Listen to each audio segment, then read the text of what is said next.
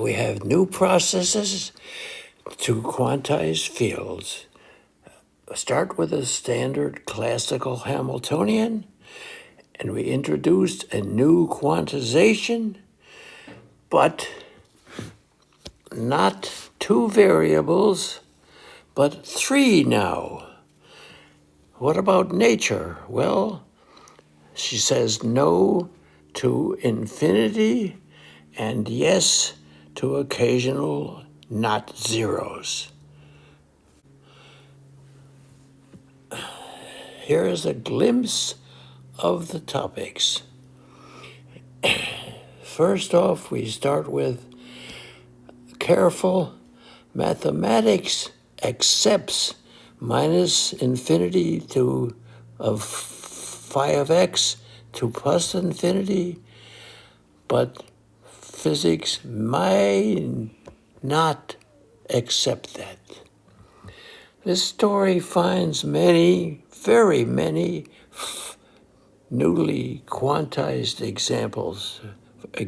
For example, available here, the Hamiltonian classical is p squared plus q squared over 2, but the q is strictly positive. And again, here is plenty of things which are typical and absolutely true. Classical Hamiltonian is pi squared plus phi squared plus 2 times g phi to the 44th divided all by 2 and d to the power 26x, etc. Note, there are less functions that obey this integral between here gradient of phi squared dx than there is here, and that will influence the relativistic examples. I ask you to follow the path to achieve correct results. An introduction number 1, ultra-local models are the most difficult. For example, choose h equal pi squared plus integral pi squared m squared phi squared plus all over 2 plus g phi of x to the power p dx. Using canonical quantization, Schrödinger's representation leads to this with the operators, and these again as functions here. However, the correct, absolutely correct equation with 0 less than b less than infinity is capital H a prime integration of pi hat squared plus b h bar squared divided by phi of x squared plus m squared phi of x squared all over 2 plus g phi of x to the power p ending in dx. Reaching the result is explained, and I want you to note below. Monte Carlos, which works for ultra-local models for phi to the power 4 with 2 terms down here, succeeds when the term, Hirschbar term, was present, but it failed when it was absent.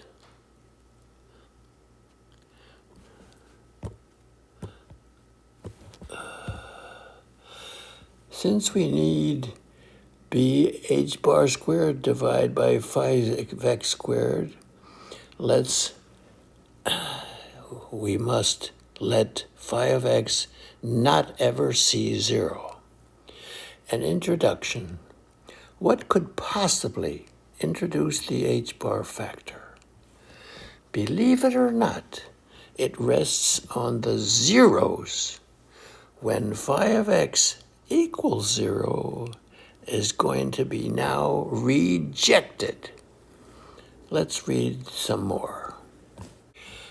Now here is canonical quantization. Coherent states using minus infinity p and q plus infinity, Poisson bracket of q of p equal 1. That means they can be promoted to quantum operators, cap p and cap q, and that combination leads on IH on. Now here is the coherent state labeled p, comma, q. Each the minus I q cap p over h bar e to the I p cap q over h bar on omega, which is a normal constant one nomenclature. Dirac has said that the classical Hamiltonian should be equal to the quantum Hamiltonian when little p and q are the same, and then you can promote them to capital P and capital Q, requires Cartesian coordinates in order to obtain physically correct quantizations. I agree with that. Here is properties on the fiducial vector here. It should not have a 0 explanation point or p, and a very tiny combination of this.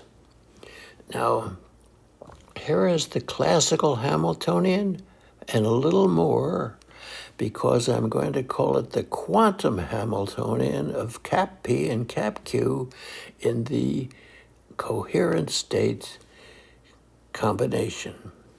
That can unravel into this, into cap p and little p, cap little q.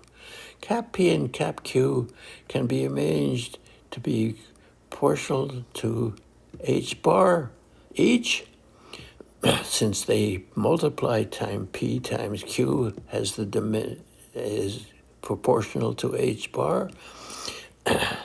And that means that p and q are not involved with h bar, so that's this term, and here is exactly our overterm. So when we let that go to 0, this then becomes this, and that's exactly what Dirac had in mind. Note, the metric is 2h bar times the combination of the dpq absolute squared minus this term here. In fact, the reason this term is here is because this could have had an e to the little function of little p and little q, just a little matter in there that would kill it in the combination, but leave it over here. It has to be canned. Well, what's left leads to omega to the minus 1 dp squared plus omega to the d squared, which is a flat space, and was created, and there is a simple p times q equal 1 test. Well, that if p was up, then omega would be down, q was down, that up there. So the flat surface here is called a constant zero curvature.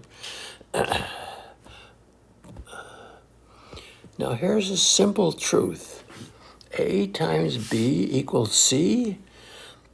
is equal to the arrows A equals C over B.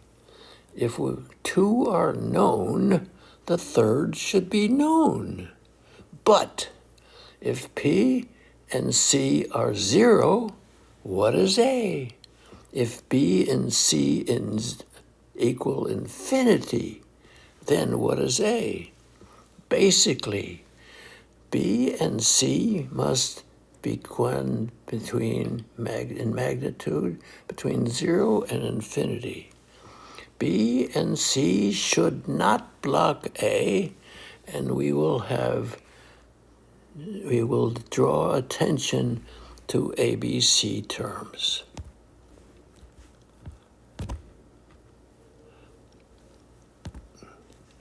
Notice that if we take, in this case, magnitude A between 0 and infinity, then B and C could be 0, and that would be fine. All the rest is the same. If B and C is infinity, what is A? Basically, B and C now can see 0, and that's infinity. But B and C should not always block A. Well, that's good math, but let's examine physics.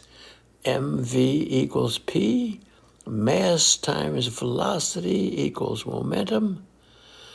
V equals 0 equals momentum. That's fine because the mass should be greater than 0. Observe that, sure, Q equals 0 is fine for P plus Q, but it may not be so good for P times Q.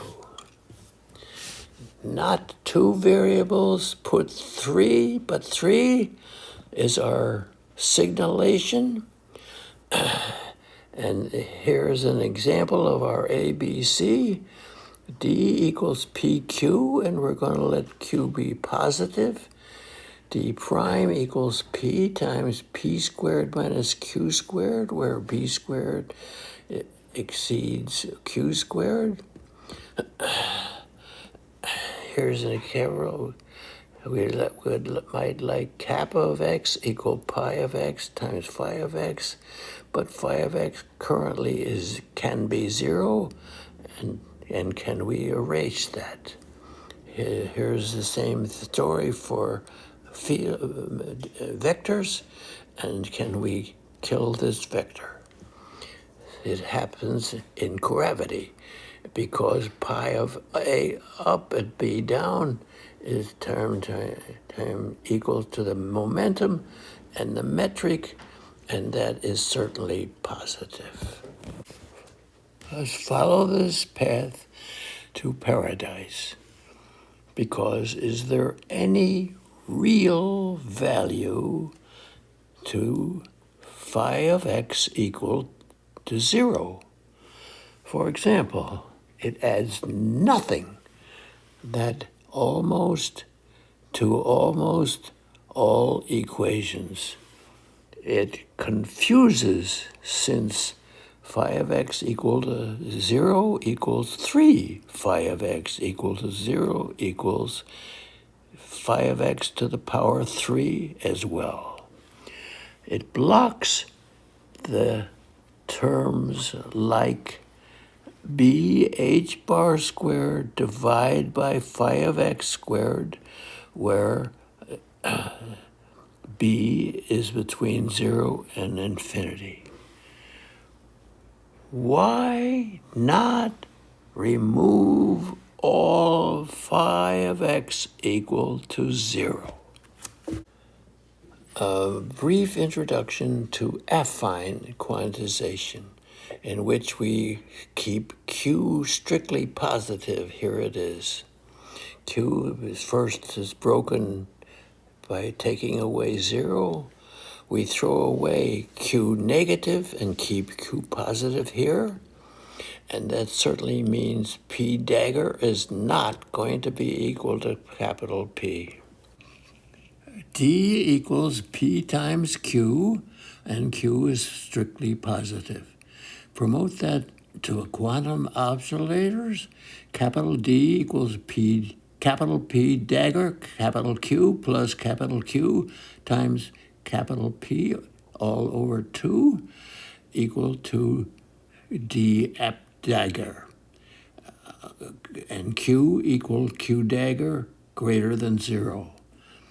Well, P dagger is not equal to P, it follows that P dagger Q equals P, capital P and Q. Kinetic term, P squared, which we now have D squared over Q squared, becomes quantized as cap D, Q to the minus 2 cap D. And that formulation here can be unraveled to cap P squared to plus 3 over 4 H bar squared over Q squared. It's as if this P squared had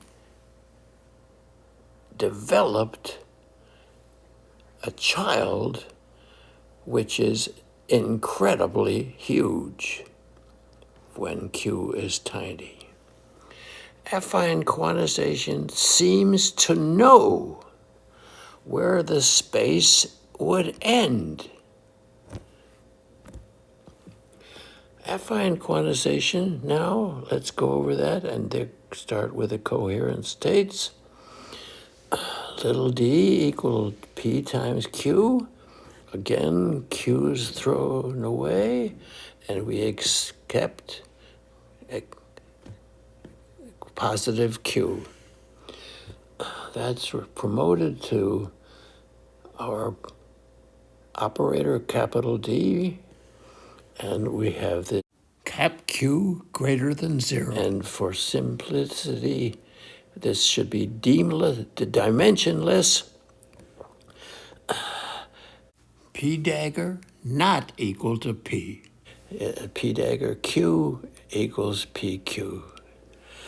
Here is our affine quantization P semicolon Q, e to the I little p cap Q over H, and e to the minus I logarithm of Q capital D over H bar,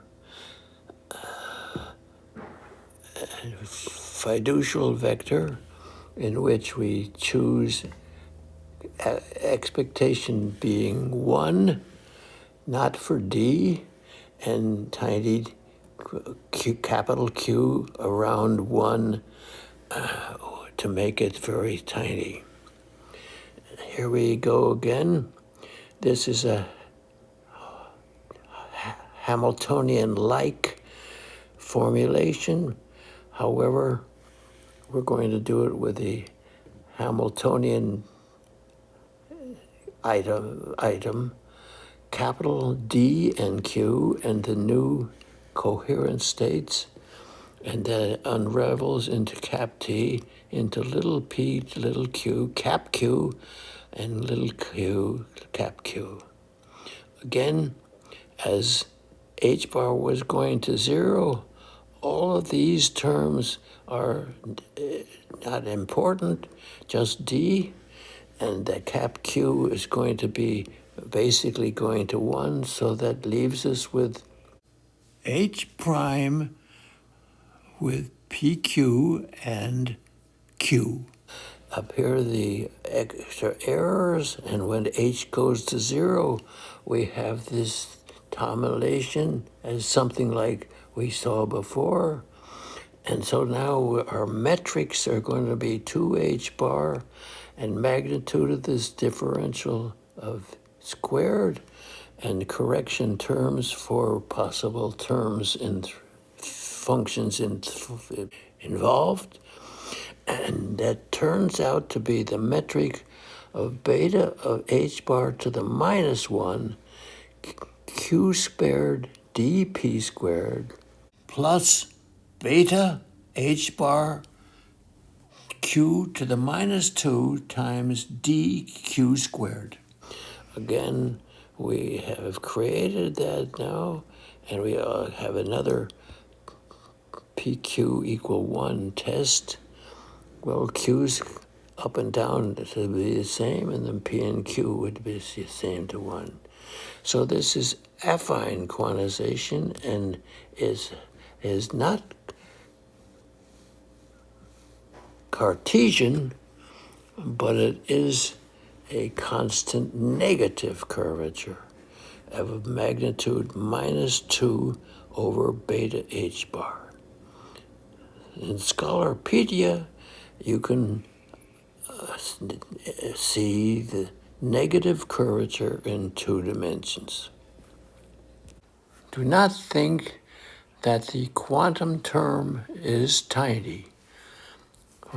Remember the tiny looking term b h bar squared divided by q, capital Q squared, because it can and does reach the energy of a pencil, a car, a mountain, and our planet. It is reasonable that such elements are responsible for black holes and much more. And note, b h bar squared divided by q squared can even enter your life, such as being left in a walled-in environment, etc. Here's the half-harmonic oscillator with canonical quantization. Well, capital Q is not 0 and it's only positive.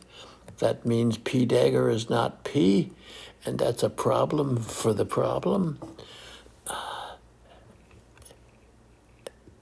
We introduce R and S as full pass variables from plus to minus infinity, and choose Q equal to S squared. Non-negative, this can be non-negative, but Q must be non-equal to 0, while this can be equal to 0, and that may cause a tiny problem. With the Poisson bracket for QP equal to 1 and P equal to R over 2S, then S and R make up a Poisson bracket equal to 1. Quantum equation in which canonical quantization, and it leads to the Hamiltonian of capital R, S to the minus 2, R over 4 plus S to the 4 all over 2. But when S is 0, this becomes infinity. And that becomes not only positive, but infinity. Bad news. At a red light, so we should stop it.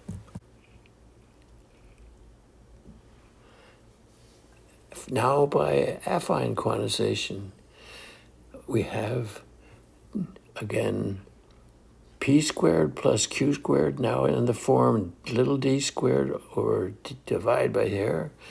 Here's the quantization of that, but Q squared. Q cap Q is positive, and our space is only positive 2. P squared, unraveling that, gives us our 3/4 h bar squared over q squared plus q squared. Over 2, P in this equation is self-adjoint thanks to the h bar term. Affine quantization in general can be promoted to canonical quantization plus h bar terms.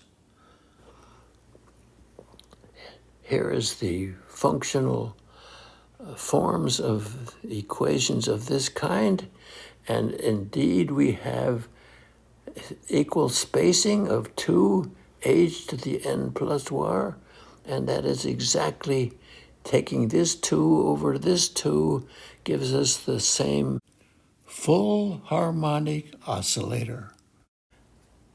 A particle in a box using canonical quantization. H is simply p squared because q lives between minus and plus b. However, x from minus to the plus infinity is their space. Down here we have the equations of motion for that, and psi of minus b equals psi of plus b equals 0, and that leads to cosines and sines, but we'll talk about the first one that looks here just like the ground state. And the first derivative with the minus and the sine is here, but I'm to go to the second derivative, which is this item and this item, and that leads to a Dirac delta function, which would be integrated to become 1, but at the point x equal minus b, it is infinity, and squaring that is not going to get it into Hilbert space. Using affine quantization, the same classical Hamiltonian, the same possibilities, and our space is still now, at this point, magnitude less than b. Well, this is the basic equation that deals with this, and you can see as b, and here an x, if goes close to plus b or minus b, gets very big, and that's what the picture here looks like. And indeed, that means that the eigenfunctions of this Kerbal function would be before b squared minus x squared to the power 3/2, as well with a remainder. Basic equations for a finite space. Affine quantization, which is limited to plus and minus b here in this equation. So the q is limited, and the space is even limited, and we've just seen the Paul equation here. But if q is close to very minus or plus, then the 3/4 term will show itself here. As you can see, that would be 3b squared, a b, 2b quantity squared, which would be 4b squared, and the other would be capital Q minus b. And anyway, for different limits, it just changes the q to q minus c to q with c. And I want to assure you that this is the correct Hamiltonian for a particle in a box. Now here is that equation again, and we could even use it for the Big Bang and have it spread out as it likes, or black holes have no span here, and they could be going out or going in. We want removing just a single point, and that's like bringing these together down here, and in fact, as they come down, b going to here and here gets a 2b, 2h bar squared over cap q hat squared, all over 2 plus potential psi n of x equal x squared times the remainder, n. Here is classical and common number 1. Initial classical and quantum issues. Here is the classical Hamiltonian, integrated by equations like this, which may reach infinity, although their integrations are still finite. This could be, although the thing that it could be, P could be big enough to make it not finite. So if P is the power of the interaction term, S and 1 together make the space-time dimensions. That's up here. P should be less than or equal to 2n over n minus 2, and that can lead to renormalizability, and the green thing contains the p's in question. That's a simple question here, simple equation, and Monte Carlo calculations for this equation have been expected, and they are certainly different from one another. However, if P is bigger, then things will fall apart, and it will not be renormalizable.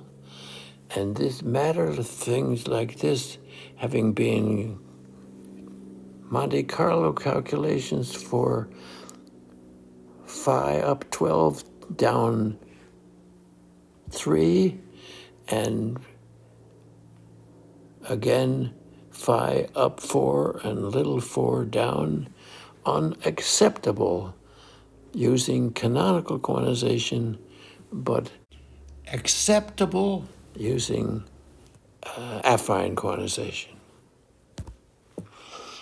Quantum field theory using affine quantization, again, kappa of x is going to be pi of x times phi of x. We've decided to say phi of x cannot be 0, but it certainly, none of those could be infinity. Here is the Hamiltonian density. We're not ingrading it yet, it's just inside. And pi would be kappa of x squared times phi of x to the minus 2. And phi should not be 0 or not be infinity to keep kappa proper, because we want suitable pi squared. Well, that brings that down to terms that are dense, finite in their density. Now the integration of all that means that these terms do not reach infinity. Summarize. Phi squared should not be 0. That's okay. Phi of x to the minus 2 should also be greater than 0. To quantize using phi hat becomes just phi not equal to 0.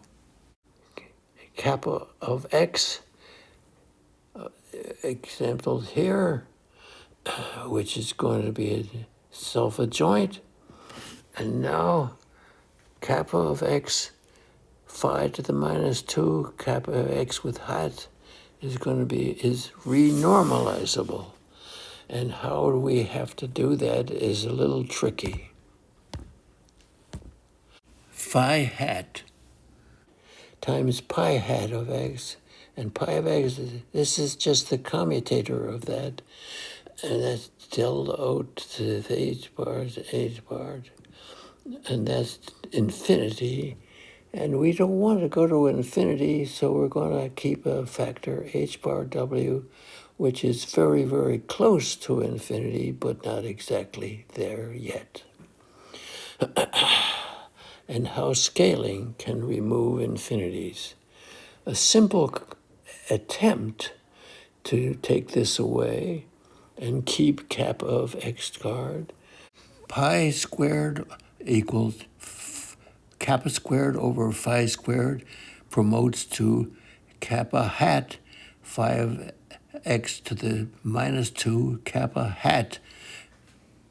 And using quantum mechanics would just be this term, but of course that's ridiculous for quantum field theory, because this term unravels, pi would be basically infinity, but not quite. And we've labeled it E h bar squared W squared over phi squared. Note that these factors here just get multiplied by capital W. Here is the kinetic term, W pi hat of x squared plus b of h bar squared times W squared divided by W phi of x to the 2 power, which leaves only to a W in the there, and then times W to the minus 1, then creates pi hat x squared plus b h bar squared divided by phi of x squared, and where b is between 0 and infinity. Quantum field theory number 2. Typical field models, such as we're going to do an exercise in affine quantization, which includes canonical quantization and h-bar terms, involved with a Hamiltonian density here, and it all stretched out along the line here. And we'll be back to that again. Now, coherent states and path integration. We have vector pi, comma, phi, and e to the I over h bar integration phi of x pi hat of x dsx, and then ei over h bar times the integral of pi x and phi hat x of x dsx, and using the Foy-Duchel vector. But that same vector here and here has averages which are both 0, which is supposed to be correct, and here it is. Here is the coherent state at time t, and here is the coherent state at time 0. And here are the coherent states themselves, and this is putting the evolution to 10t. We have a limit here. Nu going to infinity later, but e to the I over h bar, the integral from 0 to t, pi of x of t and phi dot of x of t equal to the Hamiltonian that we struggled with up here. And here is the extra term, which is b h bar squared divided by phi of x and t squared integrated dsx at times dt.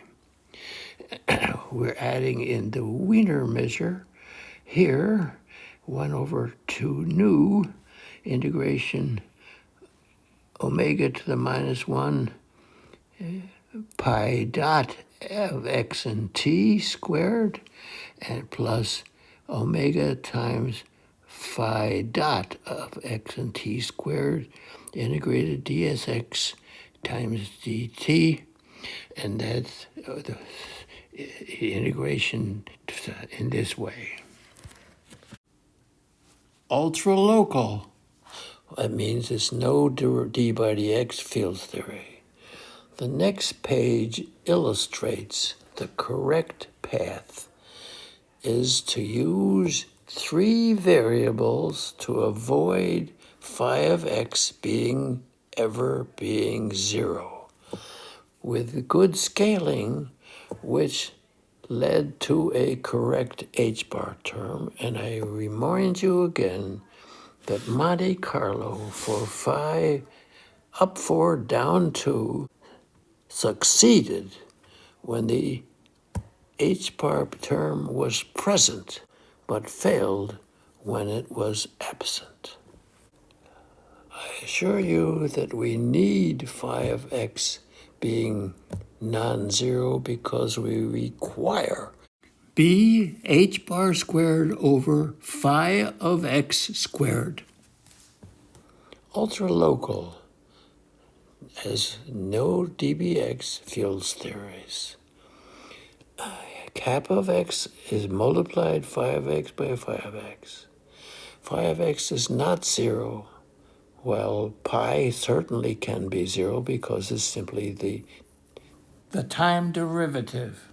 H equals integral of kappa squared over phi squared plus m squared times phi squared over all over 2 plus g phi of x to the power p and dx. To represent pi, we have 0 less than the magnitude phi of x less than infinity, and 0 less than or equal to absolute kappa of x less than infinity. Now kappa hat of x is going to be self-adjoint as much as phi hat of x is going to be self-adjoint. Now, using Schrodinger's representation, we take this choice together here and unravel that as we have done.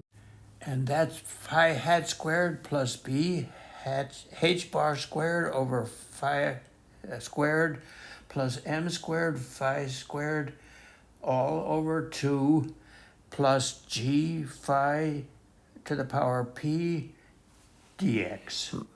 Monte Carlo for phi 4 up, down 2.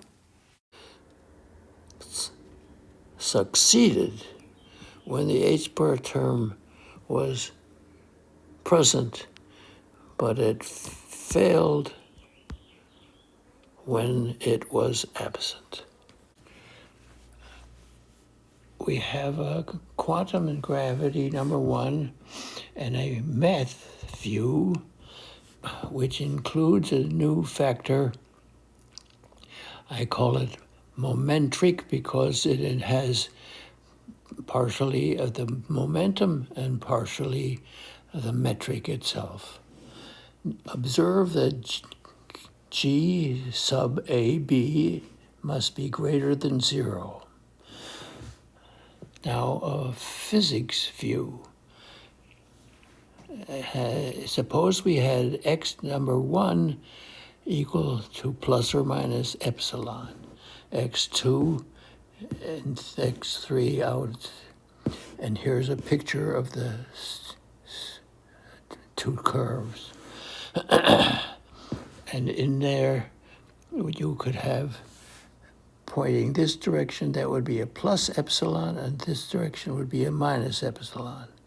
However, that only changes the signs of dx to minus dx and dp to the minus, and those are product is positive. So that's the same distance, whether it's left or right. GAB down and dxx, dxa up and dxb up. Here is the important factor. G of x is taken from the determinant of the metric G sub AB of x, and that's going to be positive as well. We have the Arnowitz-Dazer-Misner form for the classical Hamiltonian in here after we use the momentric field and put that in here. And to quantize, we take the quantum gravity operator and make it into functions in the Schrodinger procedure, and then take notice that the momentum operator is not equal to the momentum operator dagger. And so we have to have this kind of situation where we put these together or with the metric and the operator of the momentum. And that's going to be the momentric operator, which is self-adjoint. Now that should go into the quantum Hamiltonian as by hat g to the minus a half by hat. But note, it's pi hat a up and down b of x acting on g of x to the minus 1/2 equals 0. So this curve point could run around back and forth if it likes. And here's more of that term with different combination. And this is the g of x, the determinant up 1/2. And this is the Ricci scalar function for 3 variables. Note, a valid Hamiltonian is the key to quantum gravity. Constraints and other items can be added. We have quantum gravity 2 in coherent states using e to the eta upstairs as a 3 by 3 squared, AB, similar for this term, and they should come out as G down AB of X positive. Now here is the fiducial vector, and using G hat of X minus delta of AB identity plus I times these factors right here, which should be 0.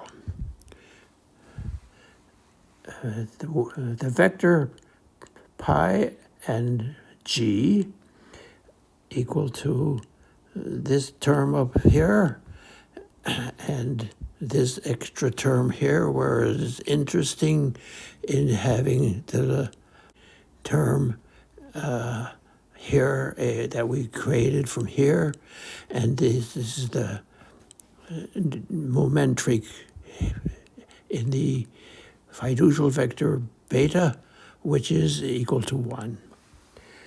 Path integrations using pi a up and b down, using pi ac up to xt and g down here for the momentum and the metric, and for the Hamiltonian, which is in the bottom. Now that gives us our coherent states at the time t, term here, coherent state at time 0, and that can be limit of nu to infinity later, e to the I h bar over integral from 0 to t, pi upper AB down to g double down here, dot, and that is with minus n times this vector and minus, and over here this was n a b, and I have a Wiener-like measure to soften things, and b beta h to the minus 1 g AB downstairs and pi dot AB upstairs squared plus beta h bar G upstairs AB times G dot AB squared dx of x times dt. And this is the use of the constant negative curvatures. Wiener-like measure here is being used like that, and here is the standard integrations, and this is the term taking the integrations of the contents here. The Hamiltonian that was pointed to is given by the g of x to the minus 1/2 pi upper a lower b pi upper b lower a, etc., etc., and that's the term here. For the constraints, see this contribution to the archive. We welcome the absence of phi of x equals 0. Now remember that we're working with not 2 variables, but 3. Here they are again, and we have that for quantum mechanics, but quantum field theory here, now we have guaranteed that phi of x cannot be 0, and that would be true even for vectors. Not 2 variables, but 3. And that capital D is self-adjoint here and has Q greater than 0 or equal to, not equal to 0. We have our kappa function, which is self-adjoint, and down here, and if we have adopted phi of x not equal to 0, and here's the gravity situation. Not 2 variables, but 3. D squared over Q squared promotes to capital D, Q to the minus 2 capital D equals P squared plus 3/4 H bar squared divided by Q squared, and Q greater than 0. Kappa of x squared over phi of x squared promotes to pi hat of x squared plus b h bar squared divided by phi of x squared, where b is between 0 and infinity, and this is under phi of x not equal to 0. Pi of a up and b down of x, g of x to the minus 1/2, and pi of up c and down d of x just promotes to the quantum operators themselves because they're different from g of x, which is the determinant of the metric, and the metric itself is positive. From harmonic oscillator, plural, to quantum gravity. Affine quantization is very much like canonical quantization. The difference lies in the choice of basic operators. Now, affine quantization does not compete with canonical quantization. It joins with canonical quantization to make enhanced quantization. And there has been a book about that topic, enhanced quantization, printed in 2015. However, I would like to point out it is notable that equation 10.11 is incorrect. The correction, which replaces the portion that involves b of x to the minus 1 here, and this box has b of x to the minus 1 and includes g lower down ab of x times pi dot of upper ab of x quantity squared plus b of x times g of upper ab x times g dot lower ab of x upper squared. And that reflects its constant negative curvature. References are listed in archive. This one is an introduction to affine quantization. A second deals with ultralocal field, ultralocal gravity. This one, standard fields and having a correct analysis very well. Einstein's gravity is listed here.